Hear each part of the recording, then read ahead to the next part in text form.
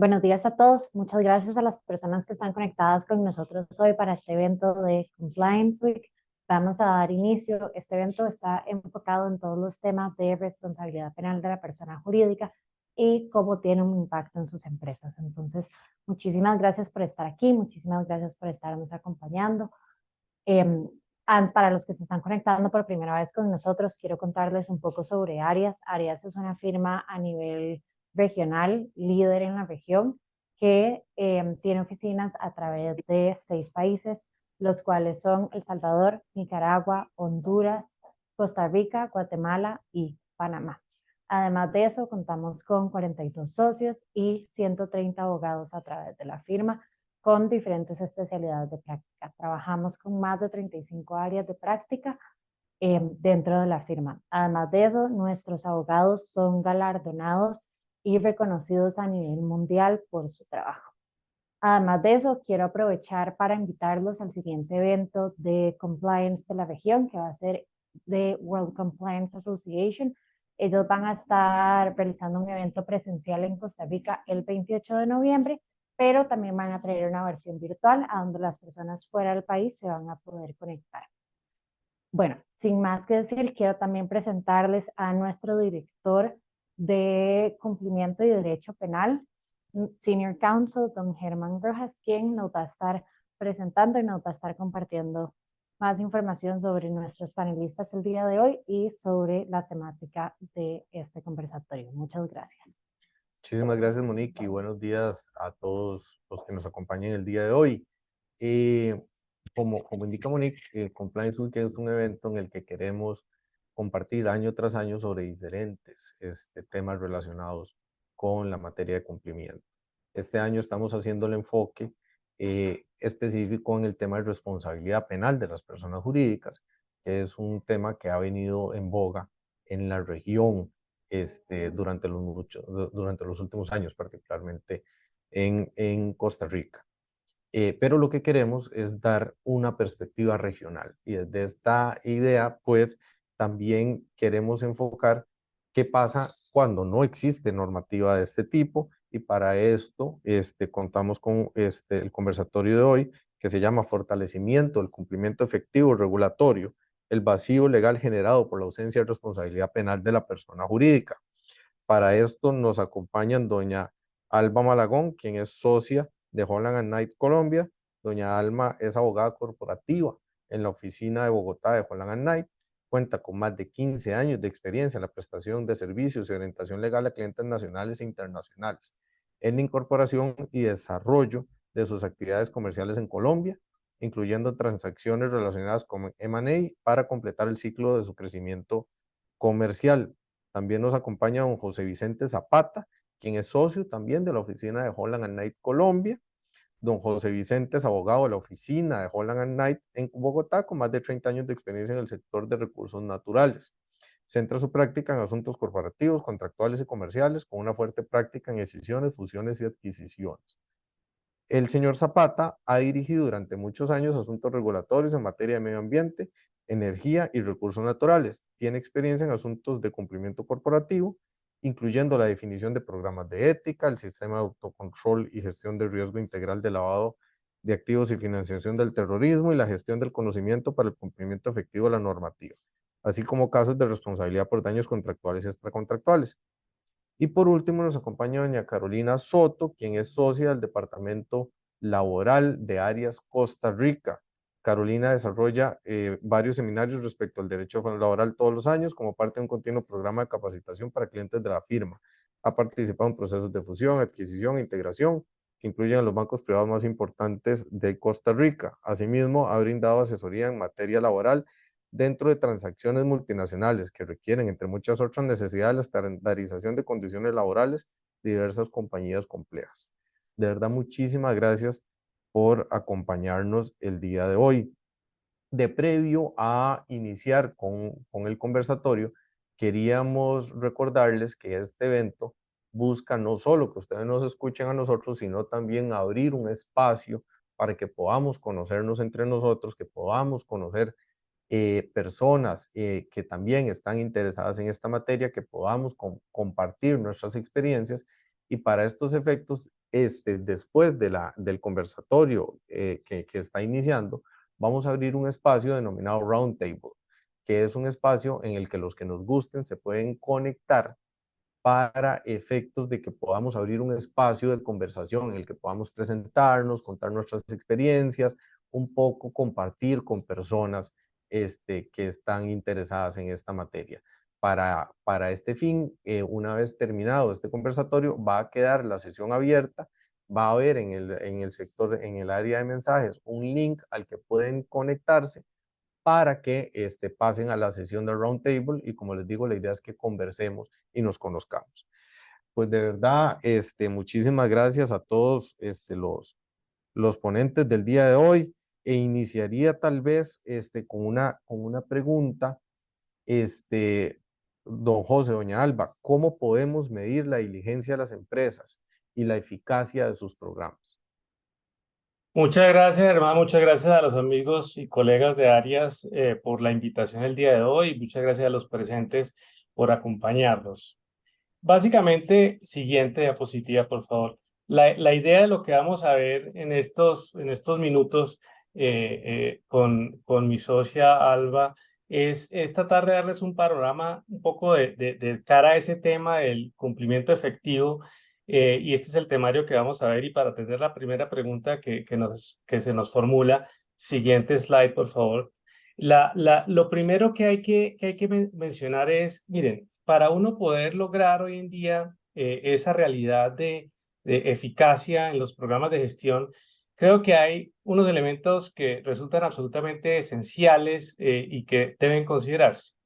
Lo primero que hay que mencionar es que hay que fortalecer los mecanismos empresariales para prevenir cualquier tipo de actividad delictiva. Y esto está atado a algo que vamos a ver a lo largo de la presentación, que tiene que ver con fundamentalmente la necesidad de pasar y saltar de unas políticas que todos reconocemos son relevantes, de manuales, de protocolos, pero a pesar de todo eso, pareciera que en la materialización de esas políticas y mecanismos fallamos. Entonces, lo primero que hay que decir es que ese fortalecimiento pues realmente tiene que darse internamente a nivel de las organizaciones.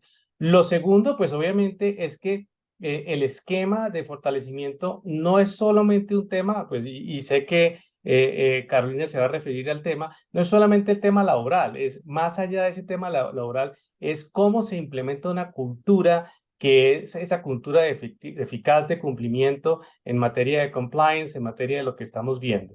Y lo tercero que hay que mencionar, pues, es que hay que poder lograr medir de manera clara los resultados de esas medidas que se implementan en la organización para prevenir, controlar, denunciar, etcétera, todo este tipo de actividades que tienen que ver con lavado de activos, corrupción, gestión indebida de fondos, etcétera, etcétera, porque ese es el contexto en el que estamos. Entonces, de este primer slide tal vez recogería para esa pregunta es, la diligencia tiene que traducirse en muchos frentes de compliance a una materialización efectiva mediante el apersonamiento de esas realidades. Siguiente slide, por favor.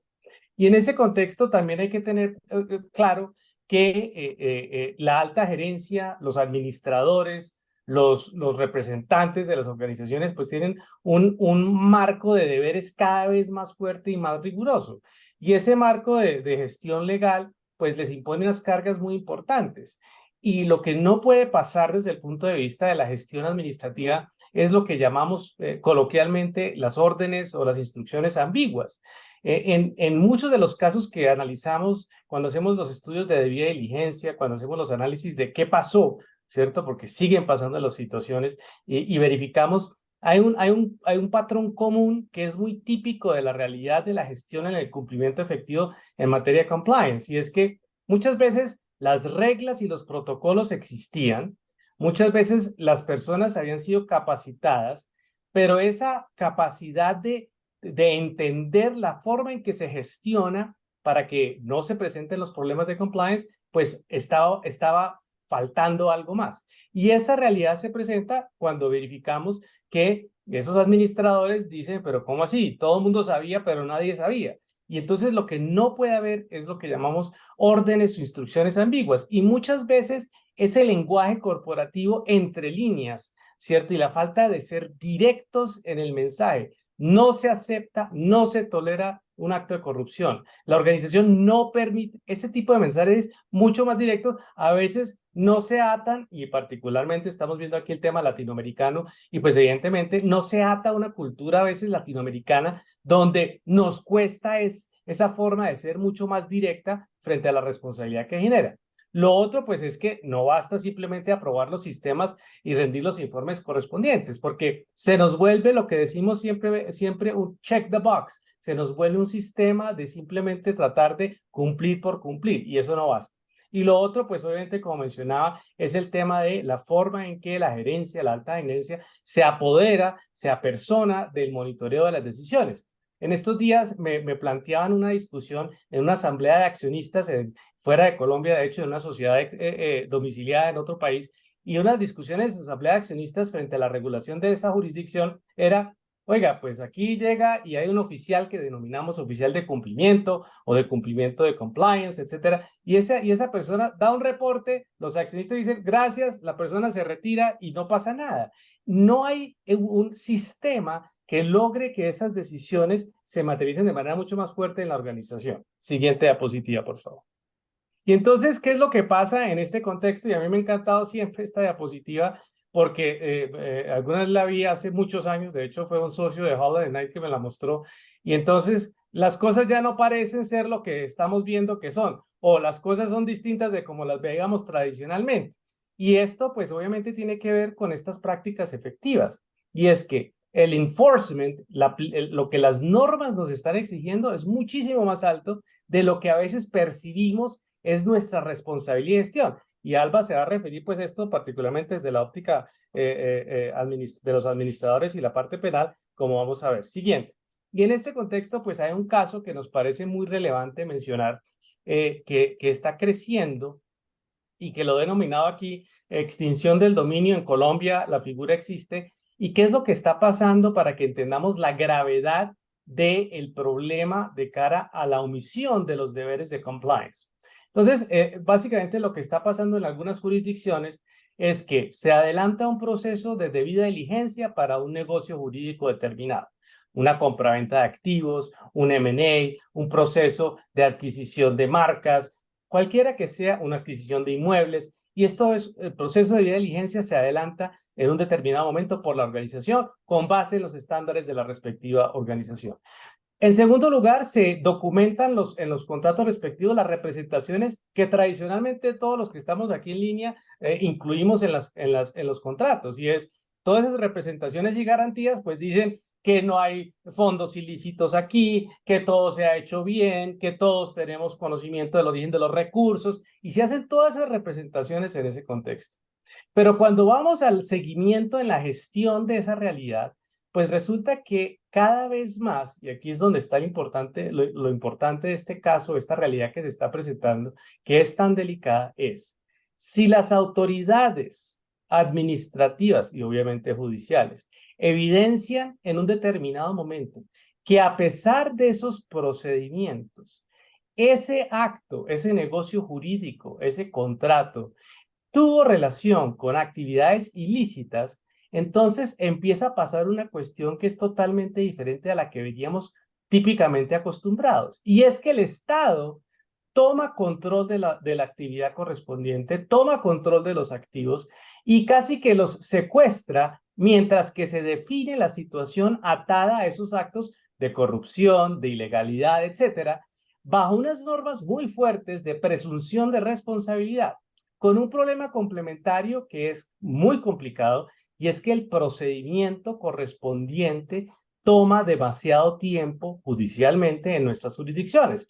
Entonces, desde la óptica de práctica de los casos, uno de los temas que más nos está preocupando es que a pesar de tener los check the box, eso no está bastando, y además de eso estamos exponiendo o poniendo en riesgo los activos de la compañía, los contratos, cuando se presentan estas situaciones. Entonces, ¿qué es lo que está ocurriendo? Funcionarios en las compañías que terminaron actuando por su cuenta propia, y esto pues se vuelve un tema de discusión de buena fe o de mala fe en las actuaciones de las organizaciones. Sobre eso el DOJ en Estados Unidos ha hablado mucho del tema, ¿cierto? SEC ha hablado mucho del tema. En Europa también se ha hablado mucho del tema. ¿Soy víctima o no soy víctima? Porque obviamente eso está atado a mi diligencia en el compliance. La presunción de los actos de corrupción, cada vez hay más presunciones sobre el tema. La judicialización criminal, que vamos a hablar más adelante, lo que ya mencioné, la toma de control de activos y la consecuente o consecuente pérdida de valores y derechos que en un determinado momento se pueden generar. Entonces, lo que estamos viendo en este primer punto, Germán, es una realidad muy compleja que exige un cambio en el enfoque que le estamos dando a la temática de compliance.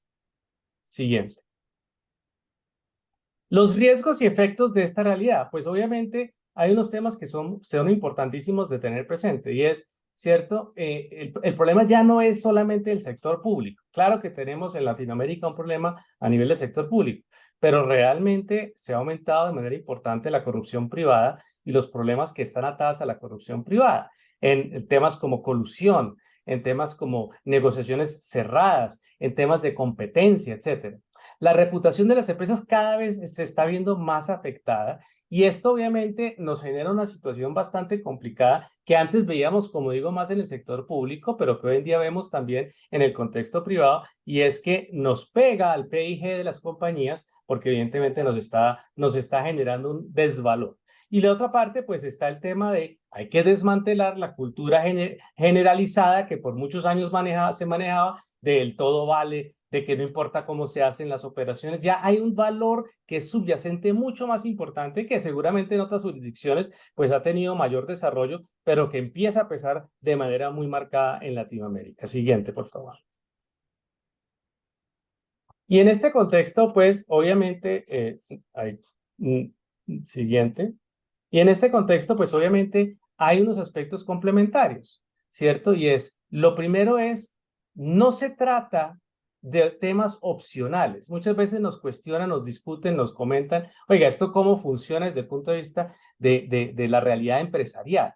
Y pues es una tendencia de carácter obligatorio. Entonces, si es algo que está sobre la mesa, pareciera que no simplemente se trata de manejar opcionalidades a nivel de las organizaciones.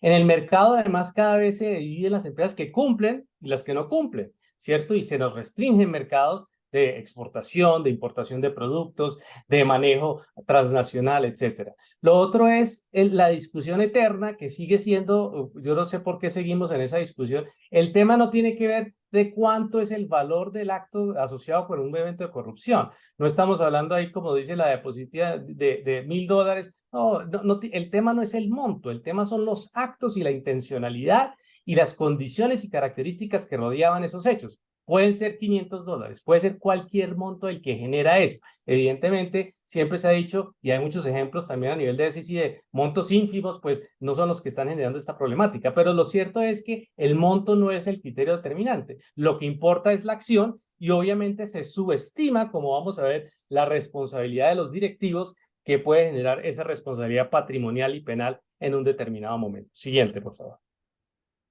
Y en relación con ese punto, perdóname, en relación con ese punto, muchas gracias por invitarnos.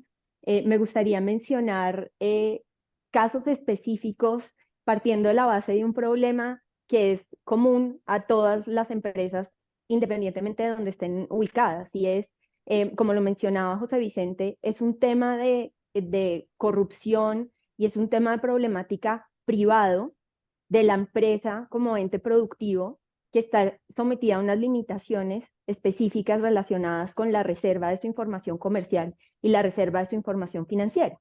Entonces, hay una línea gris en la cual es muy difícil traspasar el conocimiento de la empresa para entender y conocer realmente cuál es la diligencia que está implementando y cuál es la eficacia de los programas que está implementando.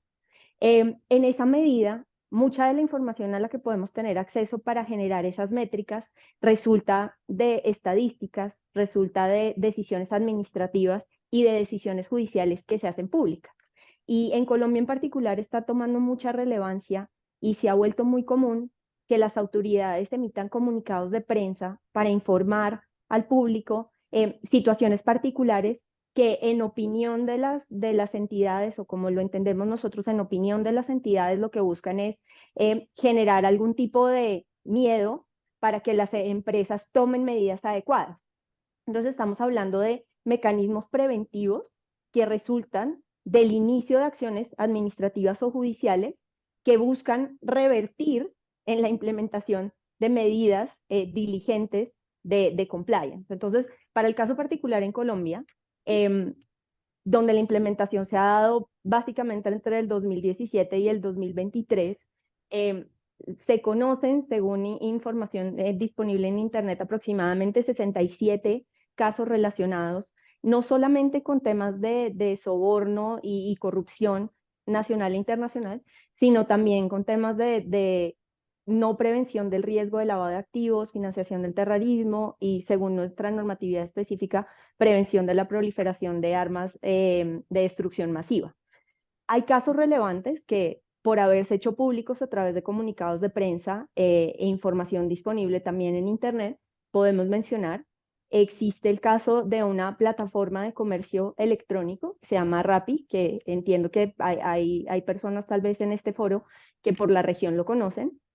Y inicialmente Rappi había sido sancionado por la Superintendencia de Industria y Comercio, que es nuestra entidad a cargo de la vigilancia del cumplimiento de la protección al consumidor, y había sido sancionada por no verificar el cumplimiento de políticas relacionadas con el pago a sus clientes y algo un poco más afín a los temas que estamos tratando, y es el cumplimiento efectivo de las obligaciones que tienen un impacto general en la comunidad, era la no verificación de la compra que estaban haciendo menores de edad para consumir licor.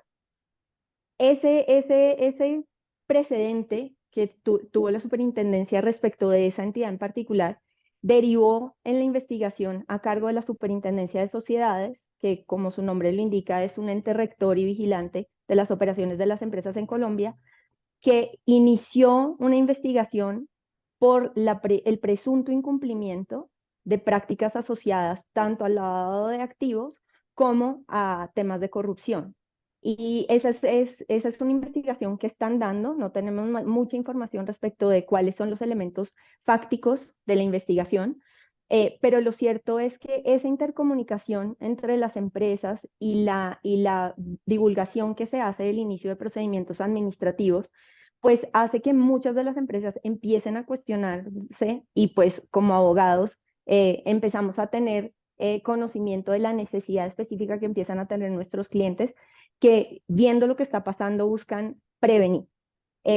Hay otro caso que ya está resuelto, que es una compañía que se llama Cops, que forma parte de un grupo empresarial de licores bastante importante en Colombia, que ya fue sancionada, y la sanción básicamente se enfocó en que no estaba implementando adecuadamente sus mecanismos de protección y prevención de las obligaciones de cumplimiento. Nuevamente estamos ante un caso donde no hay demasiado detalle respecto de la información por un tema de privilegio de la información empresarial, pero aquí es importante resaltar algo, y es: en Colombia ha habido mucha evolución y se ha buscado generar mecanismos de prevención, pero no ha habido una evolución congruente respecto de las sanciones que se pretenden implementar. Y esto va a estar un poco más adelante con el tema particular que estamos manejando, y es el de la responsabilidad penal de la persona jurídica. Pero más allá de eso, enfocándonos en el tema societario principalmente, las facultades que tiene la Superintendencia de Sociedades, que, como les digo, es el ente rector y vigilante principal de las empresas en Colombia, no ha evolucionado en el mismo sentido. Y las sanciones que se tienen estipuladas hoy en día para actos de este tipo son discrecionales de la entidad y pueden ir hasta los 200 salarios mínimos, que en Colombia no es una suma representativa. Entonces, por ejemplo, para este caso de COPS, que es una de las principales empresas, está dentro de las primeras 3 empresas de generación de índices financieros en Colombia, la sanción fue de aproximadamente $134.000, lo cual implica que se genera un antecedente respecto de: si incumples, te vamos a sancionar, pero además de eso, genera un cuestionamiento respecto de, bueno, ¿cuál es el costo-beneficio? ¿Cuánto me vale implementar medidas más fuertes versus lo que tengo que pagar como sanción? Y pues también hay otro caso que está adelantándose en este momento, que es un pliego de cargos que se abrió contra una empresa que se llama Conalvías. Y este caso en particular tiene relevancia porque la investigación desde el punto de vista de compliance se inicia respecto de la empresa porque uno de sus funcionarios ya fue condenado penalmente por actos de corrupción. Entonces, este es un caso que en nuestra opinión, creo que José Vicente la comparte, se vuelve un hito en la medida en que es el primero o uno de los primeros que eleva la responsabilidad y la saca del ámbito personal y la lleva a un análisis de la responsabilidad empresarial. Entonces, como les digo, estos son temas que se han venido desarrollando y que como mecanismos de medición resultan útiles desde el punto de vista estadístico, pero pues habrá que ver en qué resulta la implementación. Totalmente de Claro, claro. acuerdo. Sí, perdón, dale, Germán. Perdón, adelante, adelante. No, totalmente de acuerdo con lo que decía Alba y básicamente aquí hay dos slides, este que está en pantalla, que está muy en línea con esa realidad de los casos que se están presentando.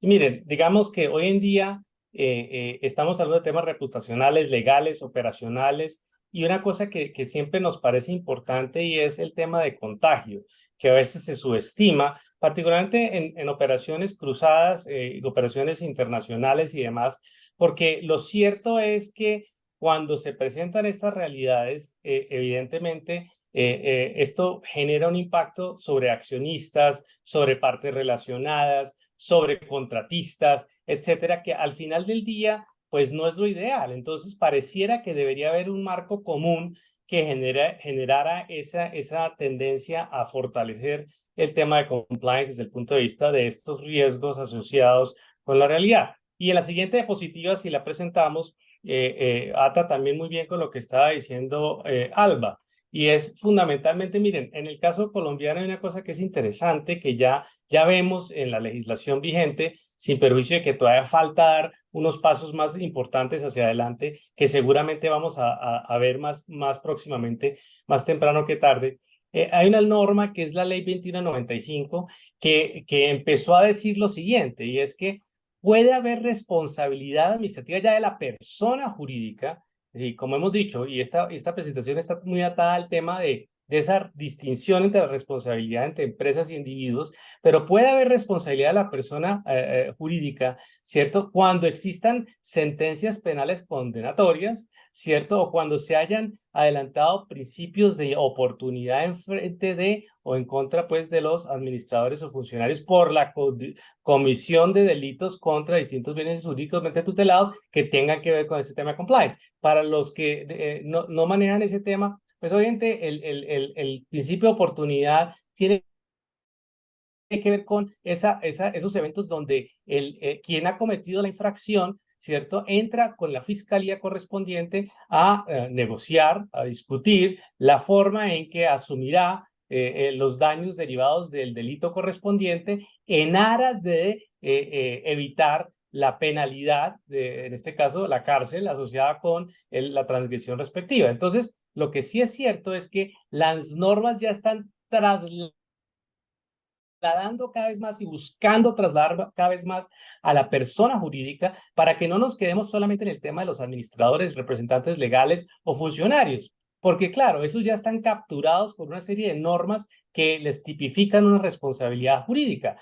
Pero, como bien decía Alba, y ya les doy la palabra nuevamente, pues el tema del vacío frente a la persona jurídica es un tema que sigue generando muchos cuestionamientos porque evidentemente al existir ese vacío frente a la persona jurídica en algunas jurisdicciones, pues evidentemente pareciera que la organización como tal integralmente no está llamada a responder por la situación que se está generando más allá de los riesgos ya mencionados. Les cedo la palabra nuevamente a Alba para la siguiente. Sí, gracias. La siguiente, por favor. Aquí volvemos un poco al punto de esa falta de integración normativa, esos vacíos que se empiezan a generar por la evolución de unas disposiciones que vuelven a ser más modernas y más del día a día, y aquellas disposiciones que se han quedado un poquito rezagadas. Entonces, desde el punto de vista empresarial, nos enfrentamos a, si un cliente me pregunta a mí en Colombia, ¿cuál es el alcance de su responsabilidad al asumir un cargo dentro de una empresa? Lo primero que yo tengo que analizar es si esa persona está calificada como un administrador o no es un administrador. Y aquí hay un punto relevante a considerar y es En una empresa, quienes tienen mayor interacción con terceros, quienes podrían inicialmente estar más expuestos a riesgos de compliance, son, por ejemplo, el equipo comercial. El equipo comercial en Colombia no es considerado un administrador porque, como se ve en la presentación, el equipo administrador son los representantes legales, los liquidadores, los miembros de consejos o juntas directivas y, en términos generales, las personas que ejerzan ese tipo de funciones, lo cual abre un abanico de discusión respecto de hasta qué punto mi función dentro de la empresa me llevaba a ser un administrador o no. Pero volviendo un poco al punto del equipo comercial, como lo mencionaba José Vicente al inicio, pues es claro que no siempre la instrucción directa la recibe la última persona de la cadena, que a su vez es una persona absolutamente relevante por la interacción que tiene con terceros. Entonces, cuando una persona está ejerciendo funciones dentro de una compañía y se limita la carga normativa respecto de hasta dónde van sus obligaciones, pues encontramos una disparidad entre lo que busca la reglamentación de compliance y lo que se busca proteger desde el punto de vista empresarial. Además de eso, esas personas que son administradores y que, como lo mencionaba también José Vicente, ya están apuntadas directamente como responsables por ciertas gestiones, pues tienen elementos para evadir su responsabilidad sin que pretenda insinuar que lo hacen o que sea una práctica común, pero tienen elementos para protegerse como funcionarios de la empresa. Y es esos administradores que no hayan participado en la toma de la decisión o que hayan votado en contra pero siempre y cuando no ejecuten la decisión, porque una cosa es votar a favor o en contra en una reunión cerrada y posteriormente adoptar medidas eficientes de implementación, pues esas personas tienen un velo de protección. Entonces ya estamos en un nivel adicional de revisión respecto de hasta dónde llega mi responsabilidad dentro de lo que es el espectro de compliance. Esto sumado al oficial de cumplimiento, que muchas veces se ve en la compañía como alguien que es la entidad que tiene que fungir como el responsable por todas las actividades de compliance. Y hay que recordar que bajo la normatividad colombiana, un administrador no debe o no puede ser oficial de cumplimiento porque tiene que haber una separación de responsabilidad y su análisis debe ser independiente. Entonces, nuevamente se genera un vacío respecto de quién está ejerciendo la función de vigilancia dentro de la compañía y quién tiene la facultad de tomar las decisiones al respecto. Y en esa medida también está la separación de hasta dónde llega mi responsabilidad y cuándo no estoy obligado a cumplir o puedo defenderme respecto de lo que ocurrió. Además de eso, está el elemento probatorio, porque una vez se toma la decisión dentro de la empresa, eso debería quedar documentado en un acta. Si estamos hablando de un consejo directivo o de una instrucción a un representante legal, debería haber un acta por requisito legal, pero quienes ejercemos en temas societarios y empresariales sabemos que no siempre las compañías son juiciosas en la documentación de las decisiones que se adoptan. Y aunque eso no necesariamente impide que se inicien investigaciones y demás, lo cierto es que la falta de ese elemento probatorio pues genera dificultad para el desarrollo de la implementación de medidas adecuadas para la prevención de delitos, por ejemplo. ¿Podemos seguir, por favor? Entonces, sumado a todo esto, tenemos que tener en cuenta que en Colombia, y creo que en distintas jurisdicciones, el análisis que se hace respecto de los administradores, que son quienes asumen la principal responsabilidad por los actos relacionados con la prevención del lavado de activos y financiación del terrorismo y corrupción y demás, en Colombia se ha adoptado las reglas del sistema anglosajón, principalmente de Estados Unidos, del análisis respecto de responsabilidad bajo los estándares de cuidado y lealtad. Y bajo el estándar de cuidado se aplica la regla americana del Business Judgment Rule. Y el Business Judgment Rule implica que un juez no debería intervenir en las decisiones empresariales, salvo que evidencie que ha habido negligencia o actos contrarios a la ley que han llevado a la compañía a generar un detrimento. Para el caso específico de compliance, la intervención estatal en este momento está enfocada sobre todo en sanciones administrativas y el análisis que hace la superintendencia respecto de la responsabilidad sigue siendo individual más que empresarial. Entonces, muy probablemente la evaluación que se hace en estos casos, porque como les digo, muchos son confidenciales, busca es determinar el grado de participación de un funcionario particular en la generación del daño, pero no necesariamente la intervención estatal a través de mecanismos judiciales busca determinar si la empresa como un todo ha implementado los mecanismos y medidas adecuadas para la prevención de esas situaciones de cumplimiento.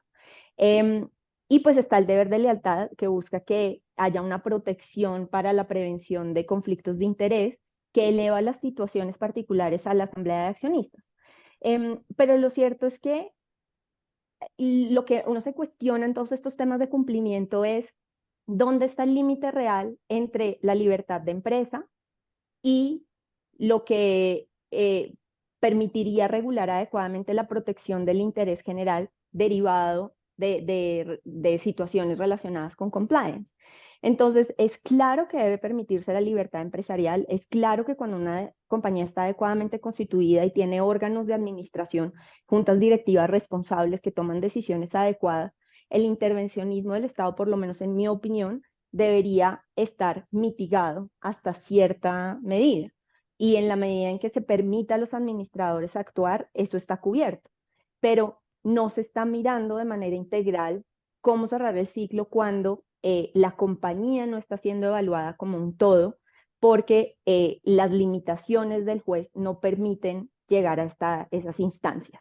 Entonces, simplemente quería llamar la atención sobre ese punto. Claro, Alba, y vamos a ver, ahí, tanto en los países en que existe, por ejemplo, normativa de responsabilidad penal de persona jurídica, como en los que no existe, que se está mencionando, parece que el tema de la acción individual de los miembros de la empresa es sumamente relevante. O sea, tanto cuando sean puestos directivos, cuando sean representantes legales o incluso cuando sean mandos medios o empleados, digamos, de la empresa como un todo. O sea, es relevante evitar las acciones improcedentes por parte de empleados de la empresa. Y desde esa perspectiva, vamos a entrar al tema digamos, de mecanismos de prevención.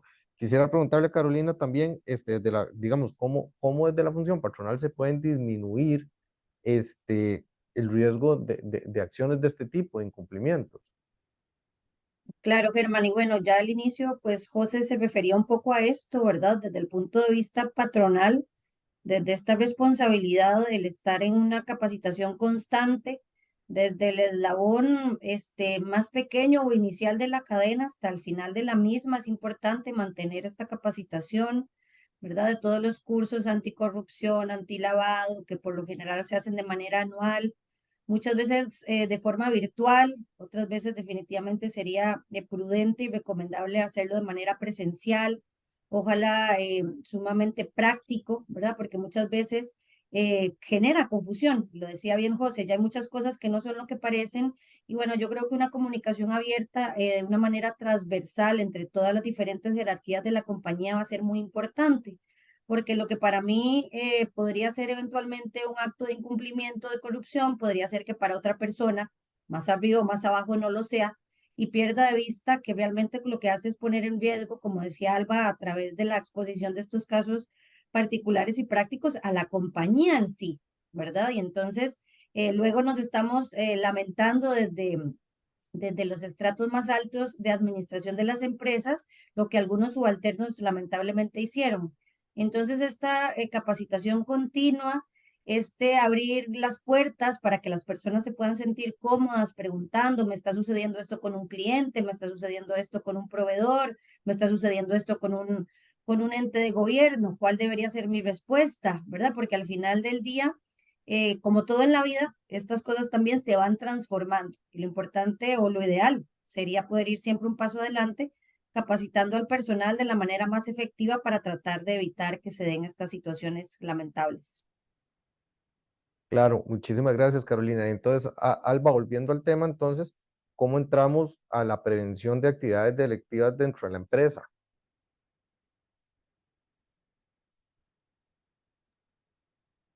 Obviamente hay un aspecto regulatorio que, como les hemos mencionado, y tal vez José Vicente puede entrar más en detalle en ello, ha venido creciendo en Colombia. Pero más allá de eso, ya desde el punto de vista empresarial y societario, es importante tener en cuenta que para las compañías, al estructurar su modelo de negocio y sus unidades de negocio, siempre están pensando en el área financiera, el área comercial, el área de mercadeo. Pero por lo general las compañías no tienen el área de cumplimiento como base de su negocio, como un elemento fundamental de la manera en que deben de desarrollar su negocio. Y ahí, no sé si algunos conocen un blog el FCPA blog, que es un blog privado, fundado por una persona privada, que generalmente y de manera usual está posteando noticias relacionadas con qué pasa con el compliance, los avances que se dan y demás. Y hace poco encontré un artículo interesante en el cual se analizaba 726 empresas que han sido objeto de investigación por el Departamento de Estado en relación con prácticas que violan el régimen de la FCPA. Y encontraron, por lo menos para efectos de ese artículo, que 8 empresas de las 276 que evaluaron eran empresas familiares o tenían administración de un grupo familiar. Y la conclusión a la que llegaban en el artículo es interesante porque dicen, entenderíamos o creemos, especulamos, que la razón por la cual la cantidad de empresas familiares o con gestión y administración familiar es tan pequeña en relación con las investigaciones iniciadas por el Departamento de Estado, es que esas empresas personalizan la necesidad de tener un risk-based compliance. Y quiere decir que personalizan el efecto que la violación de las prácticas de compliance puede generar. Y en esa medida no están esperando que sea la ley o la normativa la que se les vuelva aplicable, sino que desde su concepción están implementando esas políticas y mecanismos. Como lo mencionaba José Vicente, muchas veces cuando uno hace un checklist y se prepara para una debida diligencia, para el cliente resulte relevante verificar si se cumple o no con el compliance, porque es un requisito legal. En la medida en que exista o no la obligación bajo los estándares normativos en esa jurisdicción en particular, el tema se vuelve relevante o no. Sin perjuicio de lo cual, justamente el ejemplo práctico que José Vicente ponía era para demostrar que más allá de si existe o no la obligación y el checking the box, pues eso puede generar un impacto en la transacción y en el efecto financiero. Entonces, pues me pareció supremamente interesante el concepto de risk-based compliance y es cumpla porque eso forma parte de su modelo financiero y de negocio. No cumpla porque hay una ley que lo obliga a hacerlo. Y no parta del análisis que mencioné inicialmente, costo-beneficio respecto de me vale más incumplir o me vale más cumplir, sino parta del análisis de cuál es el retorno de mi inversión si yo me vuelvo una empresa cumplidora. Entonces, le doy la palabra a José Vicente en relación con este tema. Muchas gracias, Alba. Y eso ata perfectamente con la siguiente diapositiva, o 3 diapositivas que quiero pasar brevemente para regresar la palabra a Alba, pero básicamente en la siguiente diapositiva, cuando uno habla del caso colombiano, pues ya lo hemos mencionado, los ejemplos están ahí.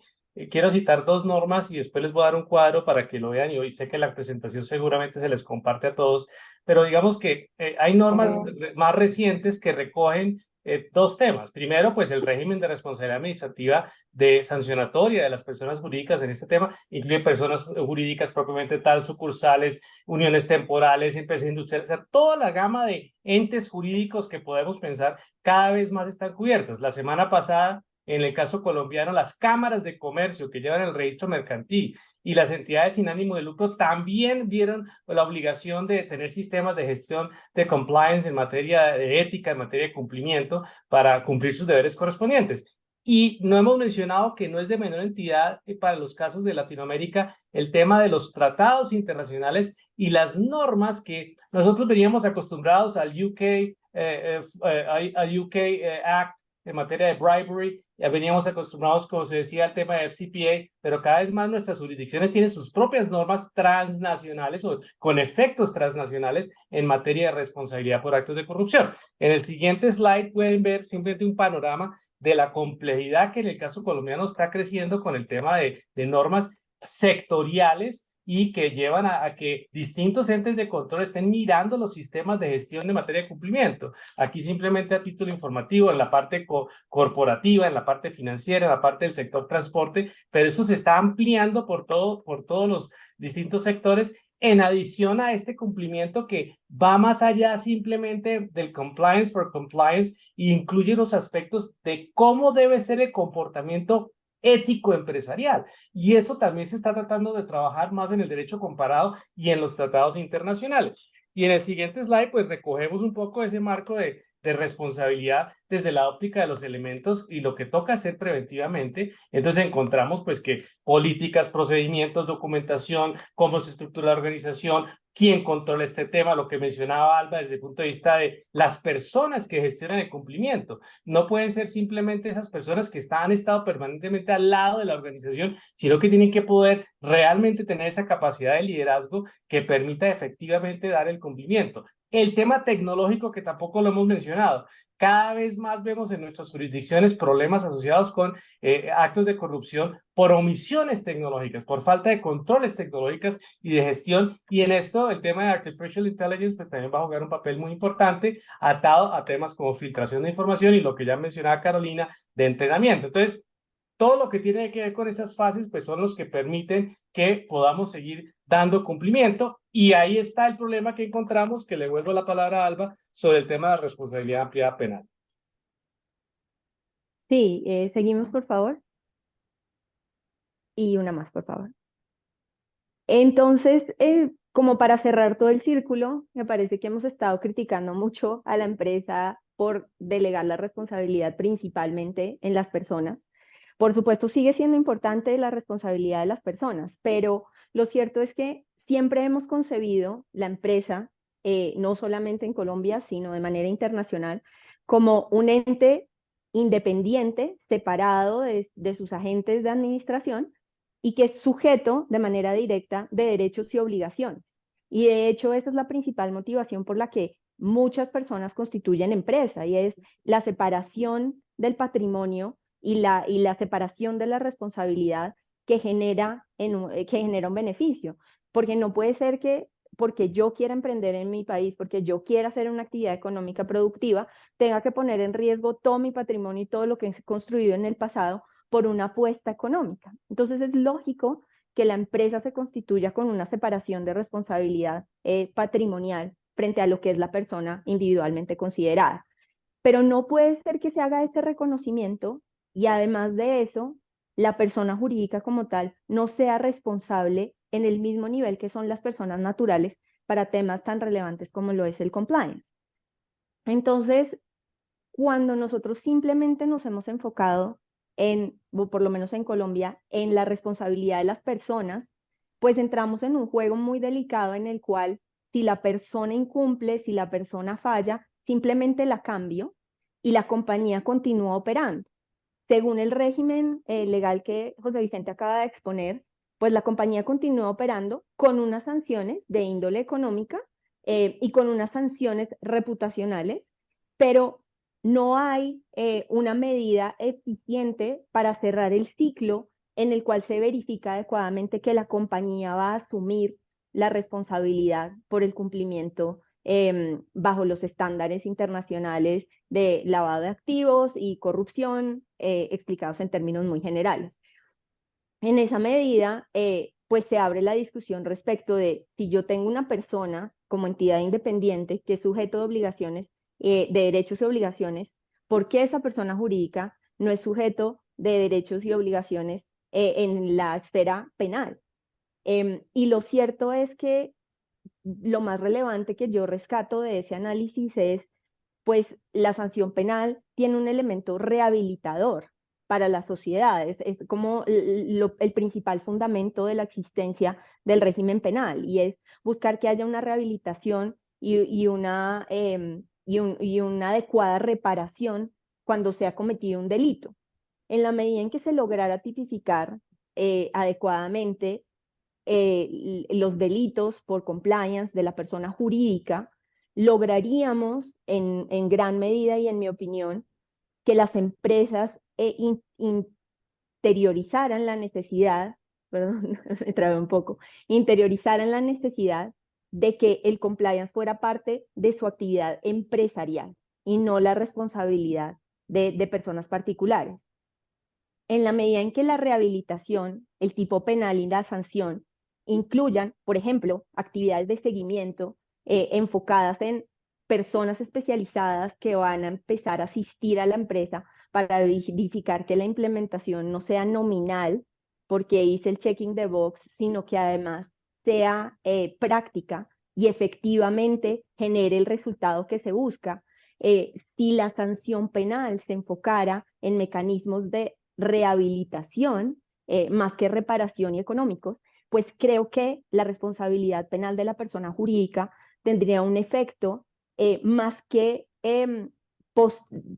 posterior, como ocurre actualmente con las sanciones que se imponen, preventivo, porque se interioriza la necesidad de evitar estar expuesto a una sanción penal con unas consecuencias que más allá de índole económico, como reitero, implicarían, por ejemplo, un mayor grado de intervención, pero es un mayor grado de intervención que lo que busca, en el ejemplo que estoy proponiendo, es que haya personas especializadas, técnicas, que intervengan en la operación de la compañía y den una guía y verifiquen el adecuado cumplimiento de obligaciones.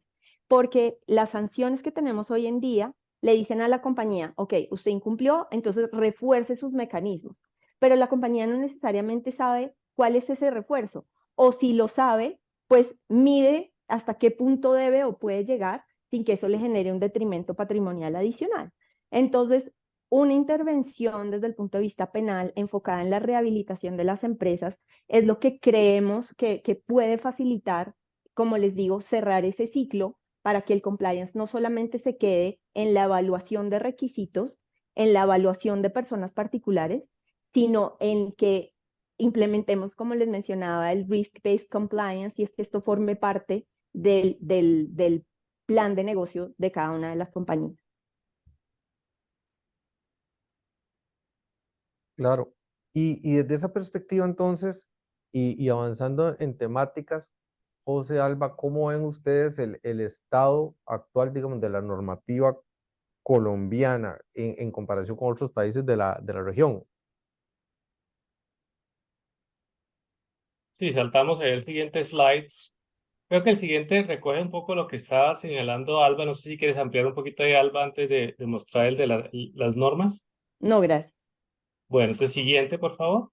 Y básicamente, pues ahí ven, miren, cuando uno puede hacer muchos ejemplos en Latinoamérica, a la pregunta, Colombia tiene mucha regulación, cada vez es una regulación más abundante, que además trata de recoger aguas arriba y aguas abajo la composición societaria y la forma en que las sociedades se mueven.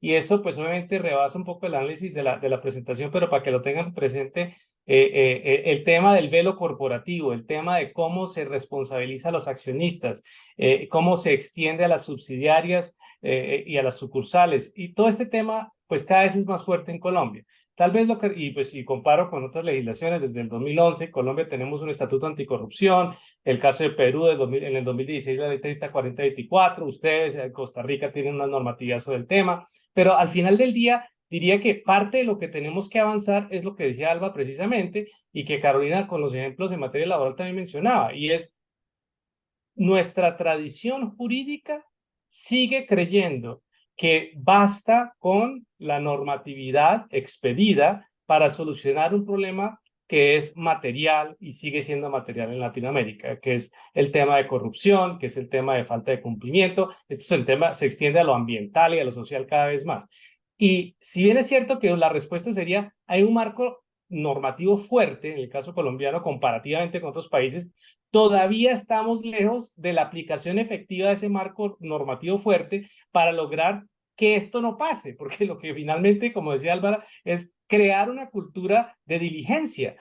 Tradicionalmente, siempre hemos dicho que la delación en el caso latinoamericano, pues delatar a alguien era terrible, era como el camino equivocado. Hoy en día ya creamos una cultura de que hay que delatar al que está cometiendo el ilícito respectivo, porque ese es el deber moral y ético, pero hay que avanzar más en ese tema y en la siguiente diapositiva, pues obviamente es precisamente lo que vemos comparados con otros regímenes. Entonces, si uno mira el FCPA o el UK Bribery Act, son normas de 2 páginas, no son 100 páginas de normas. Nosotros tenemos muchísimas más normas, pero la eficacia de esas normas puede ser menor por su aplicación efectiva, y ahí le vuelvo la palabra a Alba. Gracias, no, de mi parte creo que está Muy bien, completo. entonces si quieren pasamos a la siguiente y a las conclusiones, que sabemos que el tema está siguiente. Por favor, hay unos ejemplos que ustedes van a poder ver. Pues en conclusión, básicamente 2 slides muy precisos para ver, Carolina, también de pronto qué más quiere adicionar. Pero básicamente estamos en una problemática que cada vez cobra más importancia. Hay que fortalecer estos mecanismos. Uno de los temas es el que mencionábamos del tema penal. Hay que poder ver cómo las empresas se responsabilizan más allá de los individuos que asumen una responsabilidad clara hoy en día, y obviamente hay un tema reputacional muy marcado. Y en la siguiente slide, 3 conclusiones complementarias. La diligencia de las compañías, pues obviamente está atada a esas medidas de prevención, control y denuncia, ¿cierto?, frente a estos actos. Hacen falta unos mecanismos objetivos de sanción penal, como mencionaba Alba, desde el punto de vista de la responsabilidad empresarial propiamente tal, cómo esa responsabilidad se activa y cómo se toman las decisiones atadas a esa responsabilidad empresarial. Y lo otro, pues obviamente es todo lo anterior con el fin de frenar pues una continua situación de delitos que siempre cuando uno mira las estadísticas internacionales pues nos sigue preocupando que sigue habiendo un volumen muy relevante más allá de todas estas normas. Entonces, pareciera que, como mencionábamos, no solamente la parte formal, sino la parte sustancial tiene que fortalecerse. Con eso concluimos de nuestra parte, Hernán. Muchísimas gracias, José, Alba. A mí me queda nada más una última consulta a Carolina, y es cuando hablábamos del tema de disminución de riesgos, ¿qué hacer? O sea, ¿qué cuidados tiene que tener una empresa? Ahora que José hablaba de delatar y que cada vez la conducta es una conducta más incluso desviada dentro de las empresas, lo que llaman el whistleblower también. ¿Qué cuidados hay que tener cuando una empresa se da cuenta que hay una actividad de este tipo a lo interno, que algo que ocurrió, una irregularidad? Bueno, desde el punto de vista del derecho laboral en Costa Rica hay que tener bastantes cuidados. Desde que se entró en vigencia la reforma procesal laboral, cuando hay una investigación de por medio, que en muchísimos de estos casos va a haber una investigación de por medio porque no son hechos de fácil comprobación, ¿verdad? Cada vez hay más ingenio en este incumplimiento y no es fácilmente, primero, detectable. Lo que decía José, importantísimo, levantar la mano cuando se ve a alguien más. Muchas veces vamos a esperar mucho tiempo a que esto aumente o vaya creciendo hasta que alguien tenga el valor de levantar la mano y decir que hay algo que está sucediendo.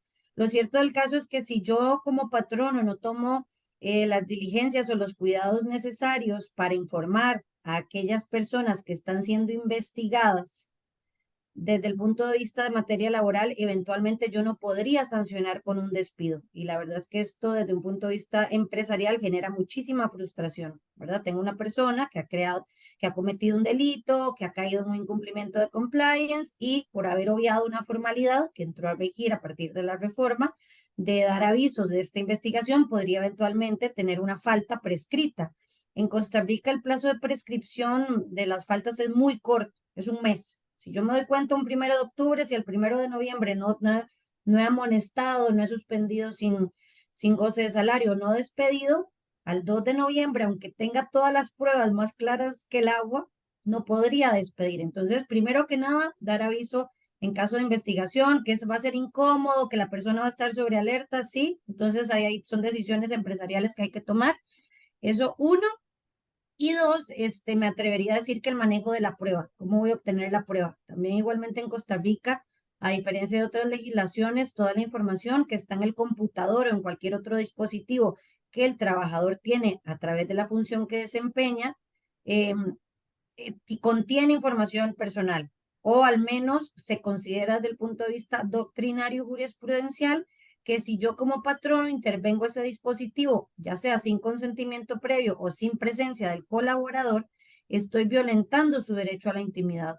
Y por lo tanto, cualquier información que yo obtenga de estos medios tecnológicos puede verse viciada con nulidad. Entonces, al final del día, puedo tener una prueba que obtuve de una forma que no es legalmente válida y me imposibilita posteriormente utilizarla, ya sea en un proceso tanto laboral como penal. Entonces, yo sí diría que es importante tomar esos dos aspectos en cuenta, ¿verdad? El tema de la prescripción en casos de investigación, porque el plazo es sumamente corto, y la forma en que válidamente vamos a obtener la prueba para eventualmente soportar cualquier sanción disciplinaria que se necesite ejercer.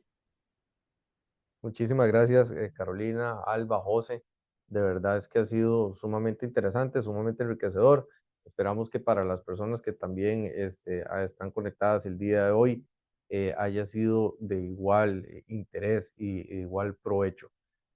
Con esto pues damos por cerrado, agradeciendo nuevamente a los panelistas, agradeciendo nuevamente a ustedes por acompañarnos el día de hoy. Como les indiqué al principio, vamos a pasar ahora al espacio de Roundtable, que la logística sería, esta sesión queda abierta para que quien esté interesado pueda encontrar el link para pasar a la sesión de Roundtable. Esta sesión va a quedar abierta porque es la misma sesión a la que pueden conectarse nuevamente a las 10 de la mañana para el siguiente conversatorio. Entonces, pues los invitamos a que nos acompañen tanto al Roundtable como al siguiente conversatorio, que es el de cierre de esta actividad de Compliance Week, invitándolos nuevamente a acompañarnos. Muchísimas gracias. Muchas gracias. Muchas Gracias. gracias, José. Gracias. Muchas Alba, un gracias. placer. Muchas gracias a todos por conectarse y a nuestros panelistas por formar parte de este evento. Como les estaba comentando don Germán, ahí queda el link disponible para que puedan ingresar a los roundtables y puedan formar parte de este espacio para compartir un poco más sobre sus opiniones y poder conversar también con los especialistas. Además de eso, quería mencionarles que a través de nuestras redes sociales hemos estado compartiendo podcasts y cápsulas informativas que pueden visitar en las páginas de Arias, ya sea en Instagram, LinkedIn, Facebook, YouTube, y nuestros podcasts están en Spotify, pero todos los links para ingresarlos se encuentran en todas estas redes que les estaba mencionando anteriormente.